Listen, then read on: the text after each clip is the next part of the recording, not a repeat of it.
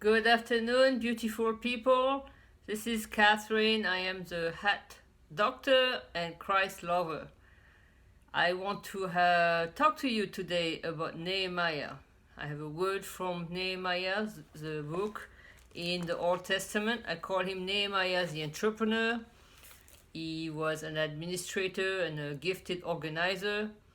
So if we can look at chapter 2, Nehemiah had received a very difficult news from a friend that the city where he came from, because he was deported to Babylon, and the city where he was prior to this was Jerusalem, and the city where he came from was distraught. During the invasion, the city had been burned down, the walls were crumbling, and the gates were burned up. So when he heard his friend talk about it, it was the city of his descendant, and he was really broken about the news. He cried, he prayed, and he went to God and asked him what could he do to help out. So out of that cry, he made a request. The first one he made was to God, his Lord, and because he was so broken, God led him to a plan. God gave him a plan because he was called to do something.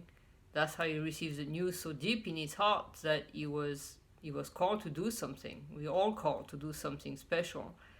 And so he was called to repair the wall. And he has such an amazing story. So if you can read the whole book of Nehemiah, it's really incredible. Nehemiah was led, after he cried to God, to write what I call a business plan, and that's what I'm going to read right now for chapter 2, verse 7 and 8. Then I ask, Your Majesty, would you be willing to give me letters to the governors of the provinces west of the Euphrates River so that I can travel safely to Judah? I will need timber to rebuild the gates of the fortress near the temple, and more timber to construct the city wall and to build a place for me to live. And so I would appreciate a letter to Aphath, who is in charge of the royal forest. God was good to me, and the king did everything I asked. So Nehemiah receives this divine plan, and he did spend some time waiting before he asked the king, because he received the news from his friend around November. Then he made his request to the king around March, and he had time to investigate and find out who was who in charge of the forest, how much timber he needed. That's why I call it a business plan. He knew what he needed, where he was supposed to go, what authorization he was going to need. And the second request he made was to the king, his boss. And so that's what he read to his boss, the king, how to get the right authorization to go through in order to be able to repair the wall and the gates in Jerusalem.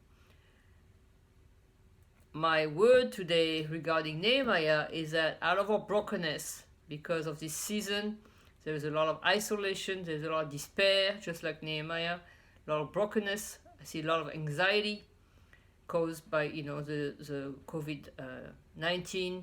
A lot of people don't know what's next. There's a despair over finance. There's also anxiety because children are still in the home and parents are not knowing how to even deal with them anymore. And they get angry, frustrated. Out of all that, my word, my heart is saying that because God is love, because he loves you, he has a plan. That's in Jeremiah 29:11. For we know the plan that he has for you, plans to give you hope in the future, plans not to harm you, beloved, but to give you hope in the future. As we seek him, we will find him, and he will bring us back from area of captivity, which could be those areas where we're broken and in despair and giving into anxiety and fear and frustration and even anger. That leads to a place that is not good. We need to step back and go to him and give our burden to him, because he loves you so much, and he wants those burdens so he can recreate what he has in mind to create a new you. It's a new season. We're not going to come out of that season the same person we were before. There's no way it can happen, and that's not his plan. His plan is for a new you to emerge from this season, because it's a new season. And in order to go, you have to have this plan. You cannot afford not to have his plan. You must trust him, as much as you can in this season, with everything you have. Turn to him first, and then he will lead you to the people, just like he did with Nehemiah. First, turn to God, his Lord. Second, he turned to the king, his boss, and he was successful. So please read the story. It's a great story. I wish you have a good week and a good weekend. Until next time.